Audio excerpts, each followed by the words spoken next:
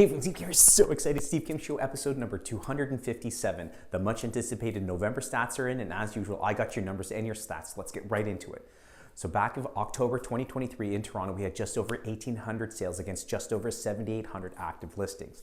Fast forward in November, sales dropped to just over 1,600 as well as active listings to just over 7,000.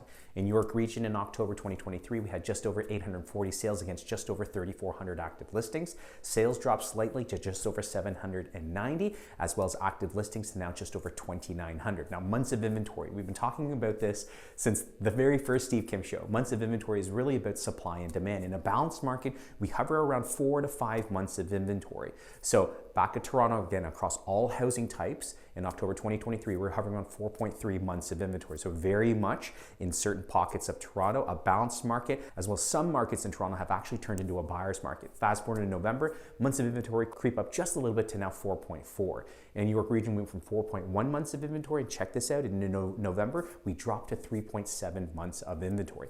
Now, with the most recent Bank of Canada's rate announcement that they're pausing the rates for three consecutive times, it'll be really interesting to see what buyer confidence looks like as we head into early 2024. Now, the average sale price of a property month over month, again, this is encompassing all housing types, detached, townhomes, condo apartments, condo townhouses, etc.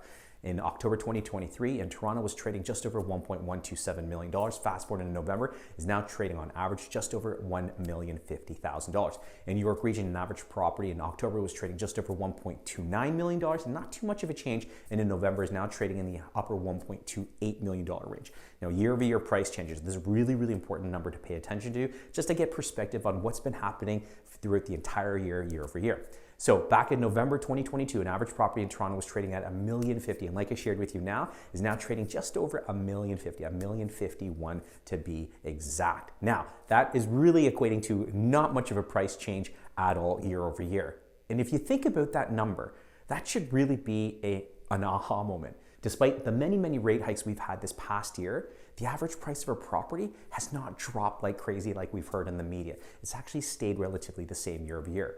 In York Region, what happened? An average property in York Region back in November 2022 was trading just over $1.3 million, and like I shared with you now, is trading just around $1.286 million, which equates to about a 1.8% drop year over year for an average property in York Region. Now, some interesting statistics to pay attention to. GTA Realtors reported just over 4,200 sales through Treb's MLS system in November 2023. That's a 6% decline compared to last year, November 2022.